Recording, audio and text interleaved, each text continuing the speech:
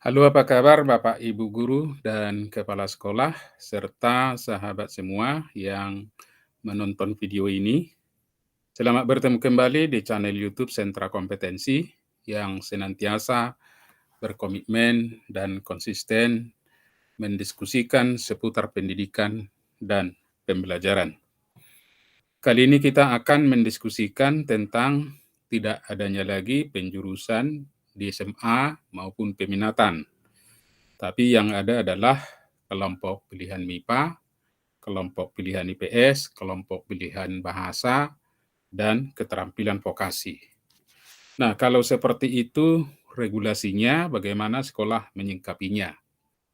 Sehingga tidak ada nanti siswa kita yang dirugikan dan guru yang kekurangan mengajar. Mari Bapak dan Ibu ikuti penjelasan berikut. Tidak ada lagi penjurusan peminatan di SMA, tetapi yang ada adalah kelompok pilihan MIPA, IPS, bahasa dan vokasi, sesuai dengan minat, bakat, dan aspirasi peserta didik. Sebenarnya, Bapak dan Ibu, kita sedikit terlambat. Harusnya pelaksanaan pengelompokan pilihan ini sudah harus berlangsung di semester 1, sehingga di semester 2 tinggal lagi kita penetapan. Nah, untuk lebih jelasnya, mari kita ulangi kembali, tidak ada penjurusan atau peminatan di jenjang SMA, namun peserta didik akan memilih mata pelajaran kelompok pilihan di kelas 11 dan 12, sesuai minat dan bakatnya dengan panduan guru bimbingan konseling. Jadi, guru BK memang menjadi ujung tombak di dalam membantu anak-anak kita untuk menemukan minat dan bakatnya, sehingga nanti tidak ada kesalahan-kesalahan. Makanya khusus untuk guru bimbingan konseling, di dalam kurikulum Merdeka ini mereka tidak lagi masuk ke lokal untuk bertatap muka seperti di kurikulum 2013. Kalau di kurikulum 2013 dengan Permendiknas nomor 111 tahun 2014, guru BK itu diharapkan atau ditugaskan untuk masuk 2 JP di dalam lokal secara tatap muka. Nah, kalau kita perhatikan, ada 4 kelompok mata pelajaran yang boleh diikuti oleh anak-anak kita. Nah, pilihan mata pelajaran yang diambilnya dari 4 kelompok ini, durasi waktu yang digunakan nanti 20 sampai 25 JP. Sehingga mereka tidak bisa terlalu banyak mengambil atau sembarangan mengambil, ada ikatannya. Maksimum 25 JP dari mata pelajaran yang 4 kelompok ini. Nah, 4 kelompok itu seperti kita ketahui, kelompok mata pelajaran MIPA, kelompok mata pelajaran IPS, kelompok mata pelajaran bahasa. Nah, keterampilan vokasi ini masih baru di SMA, nanti kita lihat alasannya. Nah, kalau ada anak kita, misalnya katakanlah itu si Badu umpama, memilih 2 kelompok mata pelajaran, yaitu kelompok mata pelajaran MIPA dan IPS. Atau bisa juga IPS dan bahasa. Itu boleh. Jadi minimal kelompok mata pelajaran ini harus dipilih 2. Itu yang harus kita ingat. Bolehkah lebih dari 2? Boleh, yaitu 3. Nah, kalau 4 nanti akan melebihi JP. Sehingga maksimum anak kita dalam satu sekolah hanya boleh memilih 3 kelompok mata pelajaran. Maksimum. Jadi kita katakan 2 sampai 3 ya. 2 sampai 3 dipilih anak-anak kita itu kelompok mata pelajaran mana yang diminati. Nah, kemudian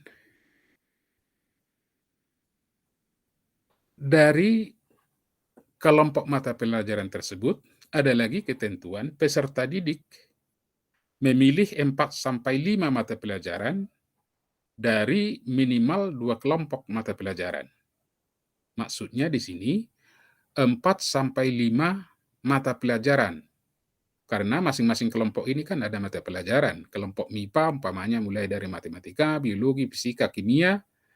Nah, kemudian IPS ada ekonomi, geografi, dan lain-lain. Itu hanya boleh dipilih oleh anak-anak kita 4-5 mata pelajaran dari 2 kelompok ini. Jadi tidak boleh 6. Tetapi boleh maksimumnya 5 dari 2 kelompok atau dari 3 kelompok.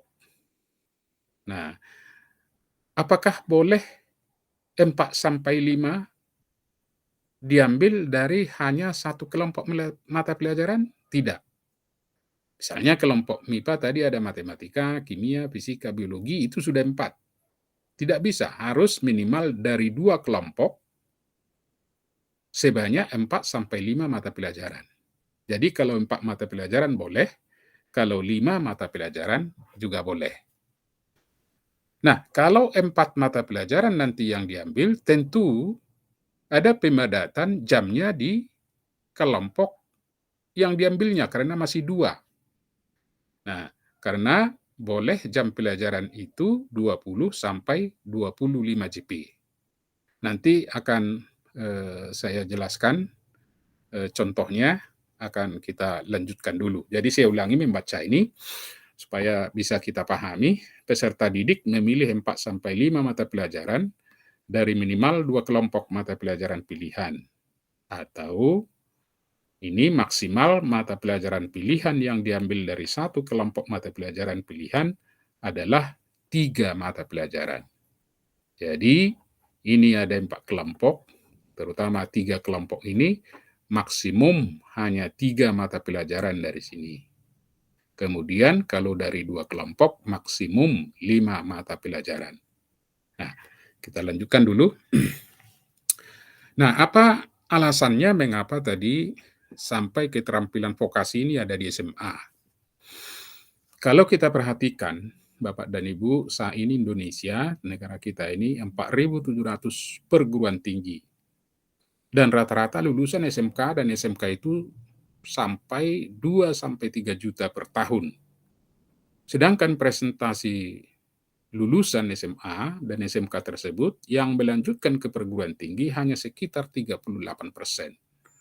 Nah, kalau kita genapkan misalnya 40%, katakanlah kita ambil yang tertinggi 3 juta, hanya 40% dari 3 juta berarti 1.200.000.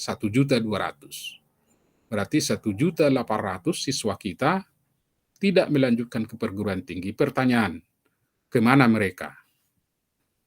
Kalau tidak melanjutkan, tentu mereka hidup di masyarakat. Lalu, apa modal mereka?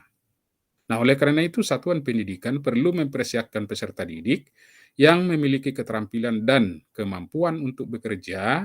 Jadi ada kemampuan untuk bekerja, itu yang harus kita perhatikan, sehingga sekolah nanti bisa mengidentifikasi kira-kira apa saja keterampilan yang diberikannya, apabila mereka tidak dapat melanjutkan ke jenjang yang lebih tinggi.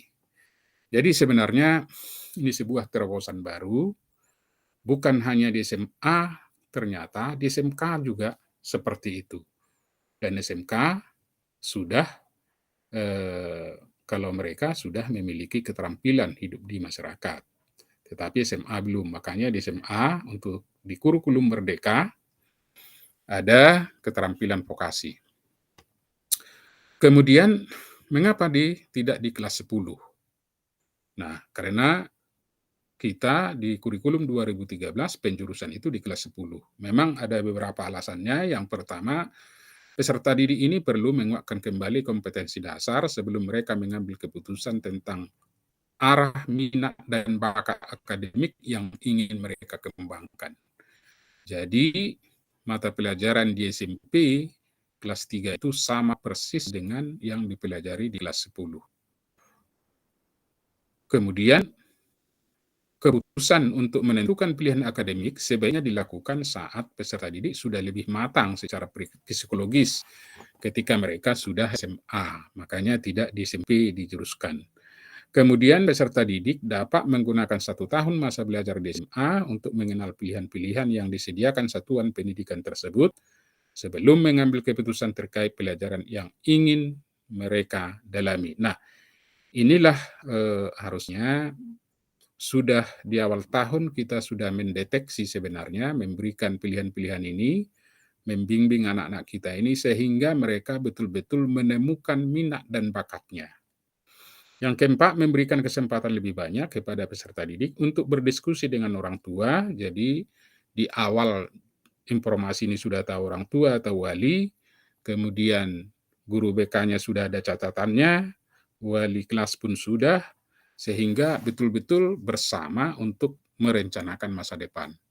Karena ini bukan hanya selera sesaat dan juga ikut-ikutan ke teman, tetapi kita ingin anak-anak ini menemukan jati dirinya, minatnya, bakatnya sesungguhnya apa. Itu yang dikembangkan sehingga mereka nanti tidak salah arah atau ketika mereka ikut-ikutan atau dipaksa orang tua atau disarankan orang tua, padahal tidak di situ minatnya, juga nanti tidak memberikan hasil yang baik.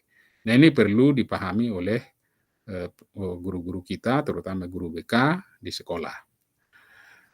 Yang keempat, di kelas 10 pelajar menyiapkan diri untuk menentukan pilihan mata pelajaran di kelas 11. Mata pelajaran yang dipelajari di kelas 10 tadi sudah saya katakan sama dengan SMP. Nah, maka di kelas 11 dan 12 pelajar mengikuti mata pelajaran dari kelompok mata pelajaran wajib.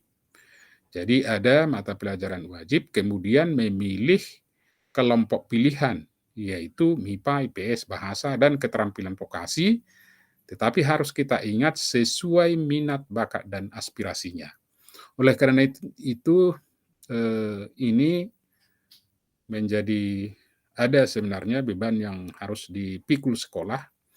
Kalau misalnya sesuai minat, bakat, dan aspirasinya, ada kemungkinan misalnya untuk kelompok tertentu, misalnya IPS. Nah, sedikit muridnya, sehingga guru-guru nanti tidak ada lagi jam mengajarnya. Nah, yang selama ini di kurikulum 2013, terkadang kita giring anak-anak ini untuk memilih jurusan padahal tidak di situ bakatnya. Nah, ini nanti ada solusi-solusi yang diberikan oleh pemerintah nanti di akhir slide ini Bapak dan Ibu akan saya jelaskan, sehingga jangan ditinggalkan dulu, tetap Bapak ikuti, Bapak Ibu ikuti penjelasan ini. Kemudian untuk kelas 12 yang akan ke perguruan tinggi, karena tidak ada penjurusan, nah ini selalu kita khawatirkan ini, bagaimana nanti ke perguruan tinggi karena anak-anak ini tidak ada jurusannya. Jawabannya adalah nanti ada penyesuaian terkait dengan seleksi masuk perguruan tinggi. Seleksi masuk didasarkan pada pilihan mata pelajaran yang diambil oleh peserta didik, bukan berdasarkan jurusannya lagi, karena tidak ada lagi jurusan. Tuh. Kemudian pemilihan mata pelajaran sebaiknya sudah mulai diarahkan sejak kelas 10. Nah, ini tadi yang kita katakan, bahwa jauh sebelum ini sebenarnya anak-anak kita sudah kita coba menemukan minat dan bakatnya. Sehingga perlu juga diperhatikan penemuan bakat dan juga minatnya itu didiskusikan dengan gurunya, kemudian guru BK, kemudian juga orang tua, sehingga mereka tidak salah pilih ya.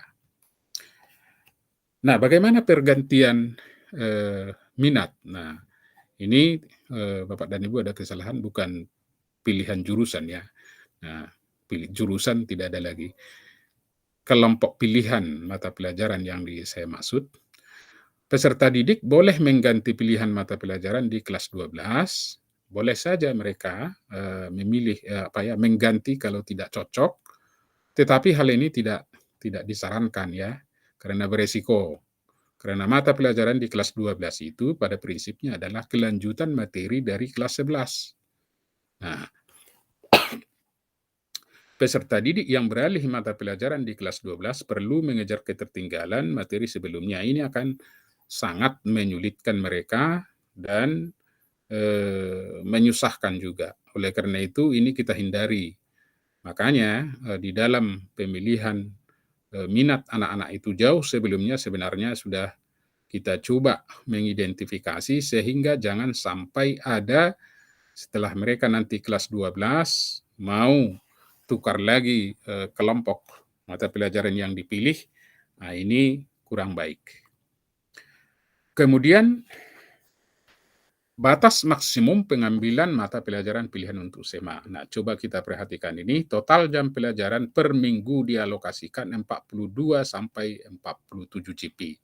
Jadi sekolah itu minimal melaksanakan GP-nya 42, 43, 44 boleh dan maksimum 47.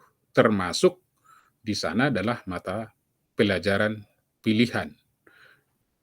Misalnya prakarya buatan lokal ya. Kemudian alokasi mata pelajaran pilihan terdiri dari 20 sampai 25 GP. Nah, yang saya maksud tadi mata pelajaran pilihan yang dimaksud di sini adalah mata kelompok mata pelajaran pilihan yang tadi durasi waktunya 20 sampai 25 GP. Kemudian mata pelajaran dari kelompok MIPA, IPS, dan Bahasa dan Budaya memiliki alokasi masing-masing 5 GP, mata pelajaran prakarya dan kewirausahaan 2 GP, dan maksimum atau maksimal 5 GP untuk mata pelajaran vokasi. Nah, coba kita perhatikan ini mata pelajaran kelompok MIPA, kemudian kelompok IPS, kemudian kelompok Bahasa dan Budaya, alokasinya masing-masing 5 GP. Nah, 5 GP. Kemudian untuk mata pelajaran dan kewirausahaan 2 GP, sedangkan yang vokasi adalah 5 GP. Artinya, kelompok pilihan itu sebenarnya diberikan 5 GP masing-masing. Nah, kalau nanti anak kita itu 2 pilihannya, misalnya hanya MIPA dan IPS, maka dia nanti bisa saja di MIPA dia 10 GP, kemudian di IPS 10 GP. Sedangkan 2 GP lagi itu nanti mengambil prakarya dan kewirausahaan. Jadi sudah terpenuhi 20 sampai 25 GP. Nanti akan ada contoh di setelah ini. Kemudian peserta didik memilih 4 sampai 5 mata pelajaran dari minimal 2 kelompok mata pelajaran pilihan. Nah, ini tadi 4 sampai 5 mata pelajaran dari minimal 2 kelompok mata pelajaran. Jadi harus kita pahami dulu tadi kelompok mata pelajaran itu ada 4, kemudian masing-masing kelompok itu ada yang 3 mata pelajarannya, ada yang 4, ada malah yang 5 ya. Nah, ini harus kita pahami. Kemudian maksimal mata pelajaran pilihan yang diambil dari satu kelompok mata pelajaran pilihan maksimum hanya 3 mata pelajaran. Jadi kalau memang dia mengambil misalnya kelompok IPS, dia hanya maksimum 3 mengambil mata pelajaran dari situ. Mungkin dia diambilnya sosiologi, kemudian ekonomi, kemudian geografi. 4 tidak boleh. Lalu dari mana lagi? Dari IPA 2 lagi, karena maksimum tadi 4 sampai 5, jadi diambilnya lagi 2 mata pelajaran lagi dari MIPA. Itu kalau 2 pilihan. Tetapi kalau 3 pilihannya bisa misalnya di MIPA diambil matematika dan fisika, kemudian dari IPS diambil geografi dan ekonomi, kemudian dari bahasa diambil bahasa Inggris, kelanjutan bahasa Inggris. Jadi pas dia 5 mata pelajaran. Nah, tadi kita katakan kelompok mata pelajaran ini masing-masing siswa boleh memilih 2 sampai 3 kelompok mata pelajaran pilihan itu. Nah, agar jelasnya Bapak dan Ibu kita ikuti contoh atau ilustrasi pemilihan mata pelajaran di kelas 11 dan 12 sesuai minat, bakat, dan aspirasi pelajar Tidak ada lagi program peminatan di SMA. Coba kita lihat ini. Misalnya, ini misal, Lisa ingin kuliah kedokteran, ya. Berikut mata pelajaran yang ia ambil di kelas 11 dan kelas 12. Ini pengambilan mata pelajaran ini setelah berdiskusi dengan orang tua, berdiskusi dengan wali kelas, dan juga dengan guru BK-nya. Pertama, kelompok mata pelajaran umum 18 JP, ini semua siswa mengikuti ini tidak ada masalah. Pendidikan agama Islam dan budi pekerti, pendidikan Pancasila dan kewarganegaraan, bahasa Indonesia, bahasa Inggris, matematika, seni musik, pendidikan jasmani dan olahraga dan kesehatan, kemudian sejarah. Ini seluruh siswa kelas 11 dan 12 mengambil mata pelajaran ini. Ini disebut dengan kelompok mata pelajaran umum. Kemudian kelompok mata pelajaran MIPA itu 10 JP. Misalnya yang diambil adalah biologi, kemudian kimia, ini 10 JP. Dan kelompok mata pelajaran IPS 5 JP, misalnya sosiologi. Ini Bapak dan Ibu contoh. Jadi kalau si Lisa ini bisa saja 3 mata pelajaran diambil di sini, fisika, karena tadi kita katakan bahwa dalam satu kelompok mata pelajaran ini ada 3 mata pelajaran pilihan. Ini kebetulan si Lisa ini inginnya ke kedokteran. Jadi yang diambil di kelompok IPA itu hanya 2, yaitu biologi dan kimia karena dekat dengan kedokteran. Juga sosiologi karena ini ilmu kemasyarakatan ya. Ini juga ada sangkut pautnya dengan kedokteran. Kemudian dia lagi memilih kelompok mata pelajaran bahasa dan budaya, bagaimana dia mampu berbahasa Inggris tingkat lanjut. Nah ini, jadi kalau kita lihat pilihannya itu mata pelajaran sudah terpenuhi 4-5, 1, 2, 3, 4. Nah jamnya kalau kita perhatikan sudah juga terpenuhi 20-25 JP. Tadi 10 di MIPA, kemudian di IPS 5, ditambah di bahasa 5. Jadi 20. Nanti 20 ditambah 18, ini kan masih 38. Ada tadi kita katakan kewirausahaan 2 JP, 40. Nanti ada lagi di sekolah itu yang disebut dengan muatan lokal. Jadi bisa dia menjadi 42. Kalaulah sekolah ingin menambah misalnya di kelompok MIPA itu ditambah umpama 12 JP, itu memungkinkan asalkan ikatannya tadi bahwa jam pelajaran di SMA itu 42 sampai 47 JP. Jangan sampai melebihi. Nah, itu kasus yang pertama. Kasus yang kedua, ada lagi yang berminat si Wayan yang masih menimbang-nimbang dia apakah kuliah di bisnis atau teknik sipil. Dia masih ada keraguan karena mungkin punya talenta juga dia di bisnis, dan juga teknik sipil juga ya, menurut seleranya, begitu minatnya. Maka berikut ini mata pelajaran yang diambil di kelas 11 dan 12. Dia mengambil kelompok mata pelajaran umum, ini sama tadi dengan Lisa. Kemudian kelompok mata pelajaran MIPA, untuk 10 jam diambil 2 mata pelajaran, yaitu fisika dan matematika. Karena dia mempersiapkan diri untuk teknik sipil. Kemudian kelompok mata pelajaran IPS juga 10 JP diambil ekonomi dan geografi. Karena dia ingin mempersiapkan diri juga untuk jurusan bisnis nanti ketika kuliah. Nah, ya. Nah, sekarang kalau kita perhatikan, apakah sudah memenuhi syarat atau ketentuan? Sudah, karena JP kelompok mata pelajaran ini 10 tambah 10 sudah 20. Apakah mata pelajaran sudah terpenuhi? Sudah, karena mata pelajaran tadi minimal ya 4-5 dari 2 kelompok mata pelajaran. Minimal dari 2 kelompok mata pelajaran. Ini sudah 2 kelompok mata pelajaran, kemudian mata pelajarannya sudah ada 4. Ini tadi 4 sampai 5. Nah, ini si wayan ini sudah, dibolehkan.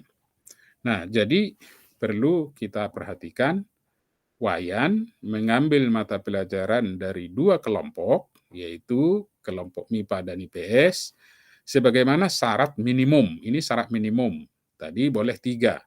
Meskipun sekolahnya membuka 3 kelompok mata pelajaran pilihan. Jadi walaupun ada umpama di situ bahasa, tetapi si wayan ini tidak mengambilnya, itu boleh.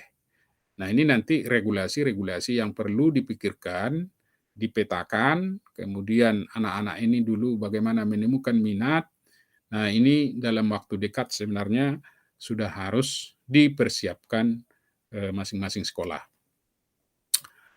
Nah, kemudian Bapak dan Ibu, ini kita, lihat, struktur mata pelajaran di kelas 10, saya kira tidak perlu saya jelaskan, karena ini sudah Bapak Ibu lakukan, khususnya di sekolah penggerak ya, ini tidak ada masalah.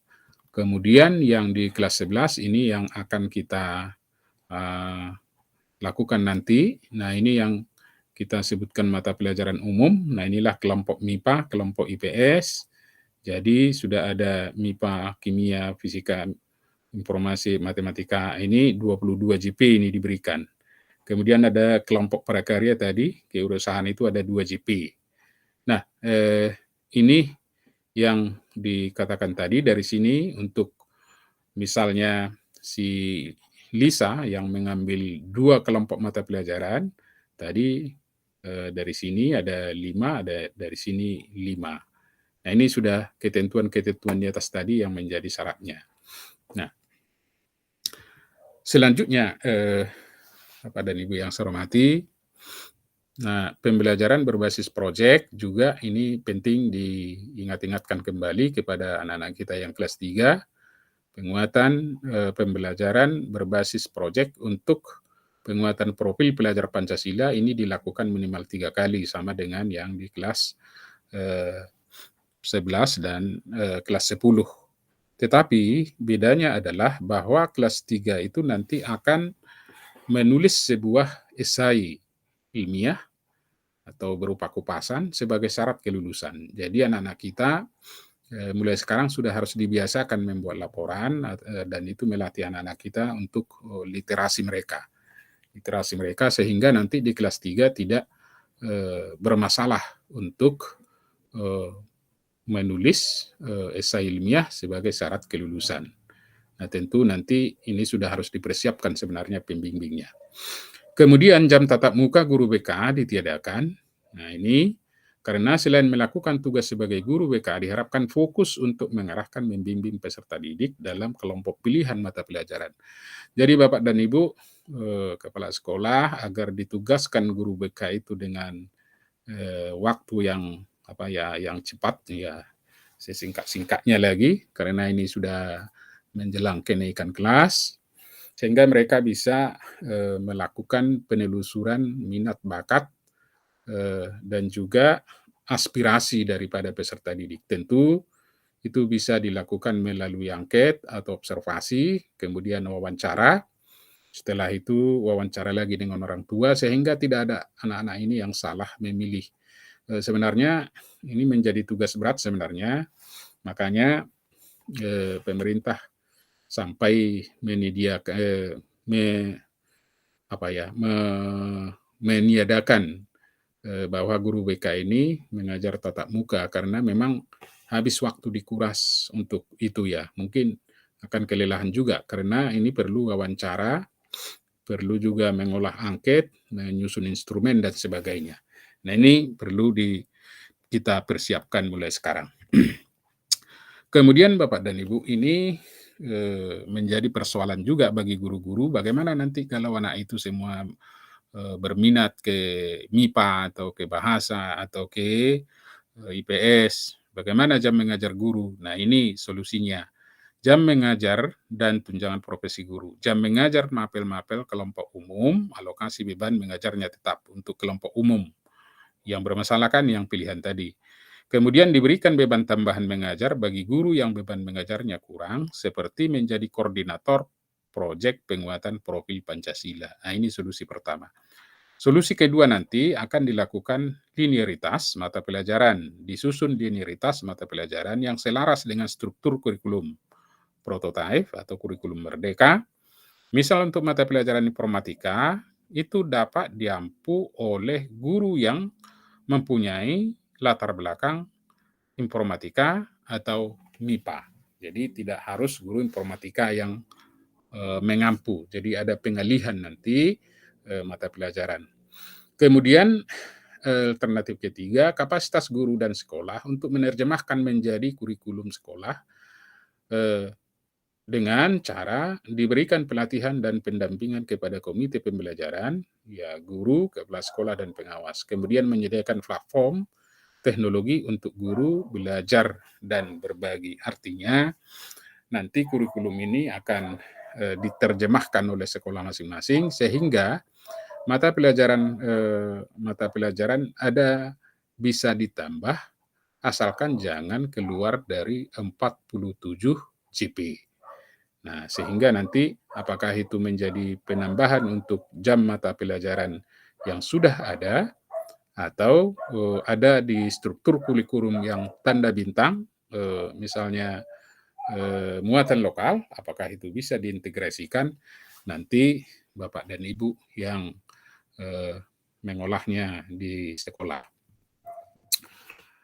Demikian Bapak dan Ibu Kepala Sekolah penjelasan saya tentang penjurusan ini. Mudah-mudahan ada manfaatnya dan channel saya ini akan terus membantu Bapak dan Ibu dalam berdiskusi tentang seputar pendidikan terutama di sekolah gerak. Untuk itu ya silakan di subscribe Bapak dan Ibu, ya itu gratis supaya bisa nanti materi-materi atau informasi-informasi yang lebih lanjut diperoleh dari channel ini. Demikian Bapak dan Ibu dari pertemuan kita pada hari ini, diskusi kita, dan saya ucapkan terima kasih dan selamat ketemu lagi di video selanjutnya.